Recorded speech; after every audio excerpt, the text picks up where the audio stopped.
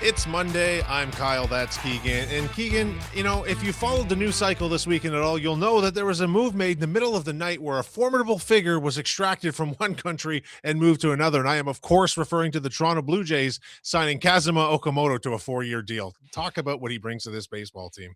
Yeah, thankfully this one didn't violate any CBAs or anything, but this is a fascinating deal and another example, Kyle, of the lazy answer I give every offseason, but I give this lazy answer because I think it matters, is that the Blue Jays never really do what we expect. Now, the Cease deal, that was a little more expected, Mhm. but every offseason, I go back to Andres Jimenez a year ago, that wasn't on my top 500 things that would happen. And Kazuma Okamoto was not a name I had written in a story yet. It's not a name we had talked about. But when you step back and look at it, I should have been because he makes a ton of sense for this team and makes a ton of sense for this market. Now, Okamoto has played for the Yomiuri Giants, which for people watching, it's like playing for the Yankees in Japan. There's a lot of prestige, a lot of attention in a market where, my God, there is attention on baseball. And he has been one of their stars, one of the faces of the Giants in Japan for years now. And this is, God, by definition, probably a safer, quote unquote, Japanese player coming over. You look at Murakami, who just signed with the White Sox. That's a wild card. He could hit 50 home runs. He could strike out literally a billion times. I don't know. But Okamoto is more solid, more projectable, more of a veteran coming over who you can plug in and play. And the baseball side of it's one thing, Kyle, but the market is another. The fact that they were able to land a Japanese star, like this video will be watched by more people because fans in Japan are clamoring for anything about Okamoto. I have gotten 10,000 replies on Twitter that I cannot read, but I love to see them because there's such an incredible fan base coming from Japan. You see that with any star, but especially someone who was so established with a team like Yomiuri, who has an incredible fan base. The Blue Jays have wanted a slice of Japan for a long time. They had a bit of it when they had Yusei Kikuchi. They had a bit of the Korean market with Hyunjin Ryu. And man, I still remember, I think it was 2019 when they signed Hyunjin Ryu. Those first days of spring training, there were 15, 18 Korean reporters there just to cover Hyunjin Ryu. Like Danny Jansen was catching his bullpens and he was on every channel in Korea all week. The Japanese market is just as, it's just the same appetite for baseball. And I think you're going to see incredible media coverage, incredible exposure for the Blue Jays in Japan, which they've really, really wanted. And that matters, man. There's money. Money comes back to everything. And this is going to be a fascinating one to watch play out because this is so much different than your standard MLB signing. Going back to something you had said at the start of that, like we had discussed at one point, hey, there's these guys in Japan right now that are going to be made available, and these will be the big signings. But at no point were any of them tied tightly to the Blue Jays the way the big four have. Was that possibly by design? Definitely could be. And the Blue Jays, I'll say this, the Blue Jays don't leak things. And I cover them. It's my job, it's my life. They don't leak much. Go back through the Vladdy negotiations, through any of their big negotiations. If there are leaks coming out, and I see it all the time, I spend too much time online. I always see fans saying, "Oh, this is the Blue Jays leaking this, trying to force this to." No, it's not. I promise you. Okay, my life is beating my head against a concrete wall trying to get information out of the Blue Jays, and it does not happen. Their inner circle, which means, Ross Atkins, his assistant GMs, heads of player development, stuff like that, they keep it very tight. And I think that is beneficial. And frankly, if you're seeing anything out there, it's from agents, Mhm. usually. But the Blue Jays are airtight on that stuff. And I think that since in this situation, he's repped by Scott Boras, so another big win for the Blue Jays. But there was it seems to me that there was no need to put out any BS from either side because I think this is quite a fair and a good deal for Okamoto and for the Blue Jays. He Yeah. gets his term, no opt outs, which is good for the Blue Jays. They get to lock him in for 4 years. I think this is just a good player getting a good deal in a good market, which we haven't really seen elsewhere because teams have not made the big push yet for a Tucker, a Bregman, or a Bichette. That's big money. But this right in the middle, this is mid range. I think everyone Mhm. involved nailed this. And the way it came together is very Blue Jays, kind of quietly, a little bit out of left field, but then kind of like Andres Jimenez a year ago. Once I write the first story and once I do my first blast of TV appearances and all that, I sit here and I think, man, this made sense all along. Why didn't I think of this all along? And I like the fit a ton. Yeah, and he's only 29 years old on a Mhm. 4-year deal. We've got him right in his prime. Now, let's start with his offensive approach a bit because it seems as though the type of player he is at the plate could not possibly fit in better with the Blue Jays approach that made them one of the elite teams in baseball last season. Bingo. He's a Blue Jays player already. He is a Blue Jays hitter. Now he has, I think it's 6 seasons of 30 plus home runs. He peaked at 41 home runs. So there's legitimate power. I don't think that's going to translate 1-to-1 over to the major leagues where there's a bit more velocity, where the game works a bit differently. But there's enough power. He can hit 20, he can hit 25. Sure, he can hit 30, whatever, if he's playing every day. There's enough power to play. But what makes him fit the Blue Jays identity is, and this is the identity they only formed this year. It's hard to have an identity in baseball, is that he works at bats, he does not strike out, he will work walks, and then on top of that, he'll land the knockout punch every once in a while. 2, 3, 4 years ago, the Blue Jays were caught up in only being one of those things, only hitting singles and avoiding strikeouts or selling out for power. They have an identity now of a team that can do both. And it's very rare to do that. Okamoto can do both of those things. And if the season, God, if it started today, he's even in consideration for that number 2 spot in the lineup, I Mhm. think. Now, if Bo Bichette comes back, that's his. If Kyle Tucker comes, that's his, probably. But if the season started right now, I'd have no problem going Springer, Okamoto, Guerrero off the top. I think you've got some real on base ability in Okamoto and someone who's I love the swing. Like with so many Japanese hitters coming over, I love the swing. I love the finish. There's an artistry to it. It's really gorgeous to watch. So his home run videos have been pretty cool watching everyone from Trevor Bauer to Roki Sasaki, and it's been really cool to get familiar with him as a player, a really polished hitter. And he's projected to be a third baseman. Let's talk about his defensive abilities. That's the interesting part. Now, I think he'll be okay at third base. He has in the past won the Gold Glove Award in Japan's top league. There is defensive talent in there. He's not going to win a Gold Glove in the big leagues. He's not going to come in and look like Andres Jimenez as an infielder. That's okay, but I think he can do enough at third base. And how this will all piece together, man, it's such a puzzle because Addison Barger and Ernie Clement can both be factors at third base, depending on if you're facing a righty or a lefty. I don't really have an appetite to see Addison Barger face a left-handed pitcher this year. I don't think it helps. But if you can keep Barger against righties and keeping him in right field, man, he can mash, right? And Ernie Clement can kill lefties. So there's some 3 or 4 way platooning that can happen there. I think there's going to be a lot of fun options for John Schneider and DeMarlo Hale and the coaching staff. But I see this being, let's call it 75% third base, 20% first base when Vladdy has one off day a week to DH. And then once or twice a month, you'll see him at DH, or maybe you try to hide him in the corner outfield for a day. But I think it's third base and backing up Vladdy at first. That's usually been Ty France, Brandon Bell, Justin Turner, like guys who back up Vladdy. They don't need to go get that veteran plug anymore. And that's a good thing. I think that kind of killed their roster flexibility in some of those cases. Daniel Vogelbach being another one. So this is much more versatile. And I think he'll be fine defensively. It's kind of a case, much like Bo Bichette over the years. Like, as long as we're not talking about his defense, cool.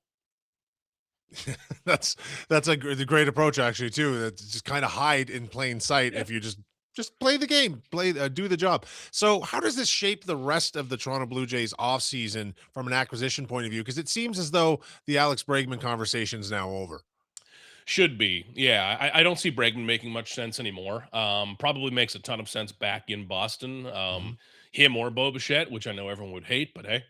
And from here, I don't see this taking the Blue Jays out of anything at this point. Now, 5 years ago, I would say, holy crap, like this is, they've already done too much, slow it down. And I sense some of that some of that thinking from fans, from other media of, well, okay, this is enough. Screw that, man. Like it's when you have the Only momentum like 15 this, million a year. It's not. come on, keep Yeah. going. Like the Blue Jays have forced me now, and this is a very good thing, have forced me to be in a place where when I see this, I say, cool, what's next? What are they Yeah. going to do next? Because Cease alone with Ponce, Rogers, and Okamoto is a ridiculous offseason. Like that is a 10 out of 10, in my opinion, the best offseason in Major League Baseball. I don't think anyone passes it. But the Blue Jays are right now showing that they have the ability and the flexibility to go further. So I know it's easy to look at this and say, oh, they're out on Bo, they're out on Tucker. How the hell can you be out on a guy when you don't know what their contract will be? One Yeah. of these guys might come down and take a 3-year deal with opt-outs, like Bregman did a year ago. Like, you cannot be out of a market that you do not understand yet. That's not how this works. So I think the Blue Jays are fully involved in that, and that's going to be really fun. And this is, man, this is a model for how to chase a World Series. Okay. Think of the Yankees a couple of years ago when they lost to the Dodgers and they just kind of limped it back. That doesn't excite me. It Yeah. doesn't excite a fan base. What the Jays are doing right now, you see fans from other fan bases being like, "Oh man, that's cool. That must be nice." This is no matter how this season goes. Maybe the Jays come out and flop, and it can happen. But Well, it can. that's I why they think play the back to games. remember the 2013 Marlins deal. They were World Yeah. Series favorites and they sucked. That can happen sometimes. But I will not say a single bad word about what the Jays have done this offseason. I think they've done a spectacular job. And I think that they still have room for more, which would be a wild proposition. Yeah, and I think also it's important to keep in mind it's not like they're just throwing dollars out there. They're throwing dollars at the people who fit this best. Like I think this guy, I think Kazuma Okamoto fits this team better than Alex Bregman would have for so many reasons because of his age, because of the freshness, like just they're plugging in the right pieces. It seems they have to play the game still, but like this is a good deal for a guy with tremendous upside in the major leagues.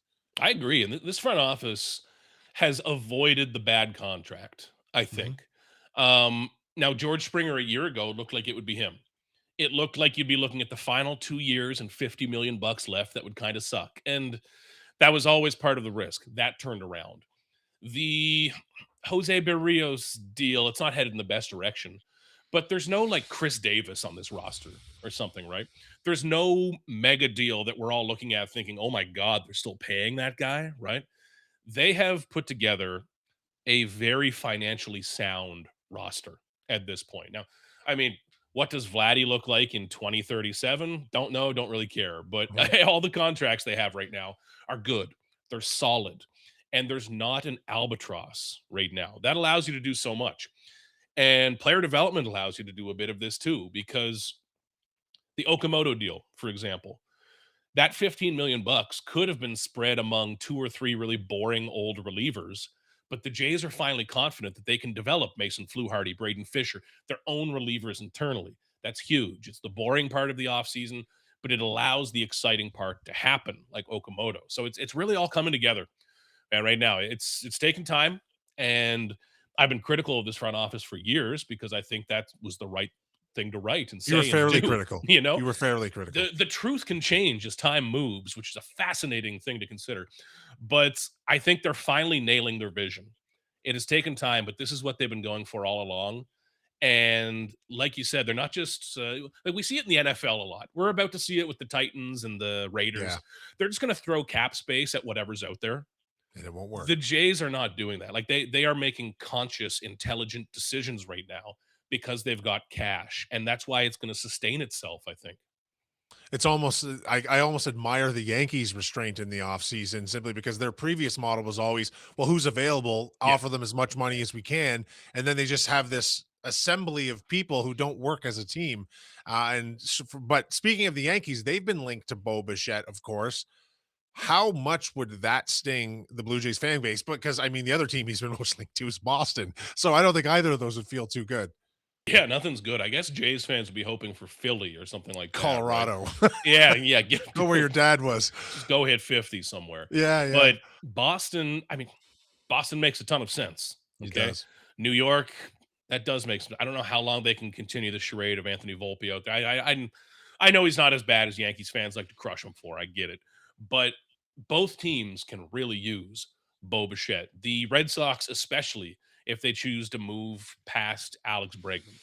And each of these teams needs to land a kind of response deal. Like, I still think that matters. If the other team in your division who just beat you is going out and winning the offseason, you can't just sit there, especially if you're the Mhm. Yankees, man. There's too much pride involved. Ego is a better word. There's too much ego involved in that. So, Bo, I'd love to see how that would be received. I don't think, like, Bo will never get booed. There will never be any bad energy for Bo Bichette in this city. I hope not. But that would be awfully tough because I think Bo has some really big years left in him. Like, I think he is firmly in his prime, and he's a nightmare to play against. Yeah. Like, just think of those 10, 12 pitch at bats where he eventually shoots a single the other way. When that happens for your team, it's really cool. When it happens against you, you hate the guy and you call him a lot of crazy things. And I think the Blue Jays fans might end up on the wrong side of that, man. It's going to be interesting to see. You mentioned the Phillies there. Don Mattingly is signed as their Yeah. bench coach. That's an interesting move. I'm happy for him. And he's obviously proven his worth at the major league level still. Definitely, man. I'll miss Don Mattingly. It was cool to be Mhm. around him for a few years. I always appreciated Donnie because pregame, we would do my pregame TV appearances when I would do TSN stuff over on the first base side of the field because I like to be away from other media. And we would do it right behind first base while the Blue Jays were going through warmups. So I would have my back to first base while they were throwing to first, but it was Don Mattingly on the bag at first base. So I knew that I had one of the best defensive first basemen of all time backing me up. Sometimes in the past it's just been like an interpreter or an extra guy out there. I don't feel quite as safe. So Donnie Baseball probably saved me from getting donged a couple times there, but really fascinating baseball mind, has been around everything. It's a loss for the Jays, man. Like John Schneider always talks about how he grew up with Donnie Baseball posters in his room in New Jersey, and then he was the bench coach, right? So I hope that Mattingly can get his ring eventually. It would be cool as hell if he did it with his son in Philly. But that was of the many heartbreaks when the Jays fell just shy. Mattingly, seeing him walking out, man, was one of those that just kind of twisted my heart a bit because he deserves to have that ring, man. It's a hell of a career. Yeah, I'd like to see him get it as well. So we started this show today with Okamoto. I want to close on that too, but more of a broader picture thing. I know you've been in the Japanese media and doing a lot of Japanese media for the last 48 hours, but you have a history of doing it too. So you understand their market and their game. How does Japan, the fan base, generally feel about these guys coming over to the major leagues? Like, I mean, they lose their superstars, but there is a tremendous sense of national pride that goes with it, is it not? There really is. And I've been trying to find Canadian comparisons for that. Mhm. Nothing is close. Steve Okay. Nash? Like Steve Nash is a great one. If there's a great young Canadian soccer player who goes to play top level soccer Sure. in Europe, that's another. But you need to multiply it by 1,000. Yeah. I Yeah. cannot overstate how big it is. Now, in Japan, when young players, for example, if a young 20-year-old tries to make the jump early, there is often a lot of controversy and a lot of hurt feelings because that is often seen as not honoring their commitment to playing for their team in Japan or not honoring that league, which is such an important league in Japan. By the time someone has reached Okamoto's stage, though, and played so well for Yomiuri, has done so much for their national team, like playing at the WBC, he had the home run in 2023. I think there is much more of a sense of that pride. And Okamoto has spoken openly about this, that the majors is still the top league in the world. And yes, if you're a hardcore Yomiuri Giants fan, this probably sucks a little bit because one of your best players is making the jump. But what I've experienced is a lot of pride and a lot of interest in not just the Blue Jays, but in Toronto, because this is like, let's face it, a Japanese player coming to Toronto is a hell of a lot different than if they land in Kansas City or something like that. There is a Japanese community here. It's a very international and Mhm. diverse city. And I think that, Yusei Kikuchi experienced that in his time here. Hanjin Ryu, other Asian players who have played here experienced that. And it's different and it matters because I cannot imagine the move, like everything that goes into the move, that a Japanese Yeah. player like Okamoto is making, where not only do you not know the language, but the game works differently. Your entire day works differently. The culture is different. It's it's not like any other free agent, but the national pride in Japan is incredible to witness. I don't think we can compare it to anything here in terms of a sports culture. Their their fandom is very much based in national pride. And the eyeballs that the Blue Jays are going to have on them now will blow your mind. Okay. Like these games will be being aired in Japan now. The Jays will make a ton of cash on merch and everything else in Yeah, Japan. they They'll sure probably pay will. for most of this contract. It'll be pretty, I bet. pretty cool to see. Yeah. Do you know offhand if he does speak any English at all or no? I don't yet. We're going to meet him tomorrow afternoon. Oh, Him okay. and super agent Scott Boris back on the Who I'm podium. sure So you've met. yeah, so Boris will fill a Yeah, lot of the time I'm if we sure. need, but yeah. I cannot imagine if there was a repeat next year of the same two teams in the World Series, the television numbers that would be done in Oh, Japan. It would be off the foolish. charts. It would be a national holiday. Absolutely amazing. It's exciting to see. I think Blue Jays fans. This is my most exciting acquisition of the offseason because the jury's always out on pitchers, but I love the way this guy plugs into the lineup. Keegan, thank you, of course, again for expertly breaking that down for us. Absolutely. I'm sure we're not done here either. I'm sure we're going to see you I again don't for think so. there's one or two more big ones in the tank. It seems that even if it isn't this, there isn't, this team seems well positioned. Would you agree? I think so, man, and I agree with you. Yeah. This is their coolest move yet. I know that's Yeah. not a metric, man, but I, I Dylan Cease is who he is. He's really damn good. This yep. is their coolest Great. move, man. I love it. It's so cool. It's a good, this guy's going to have a wonderful life in Toronto. He's going to enjoy it Yeah. and he's going to be embraced by this community. Keegan, thank you once again for joining us. I am quite certain we'll see you for one of these again very soon.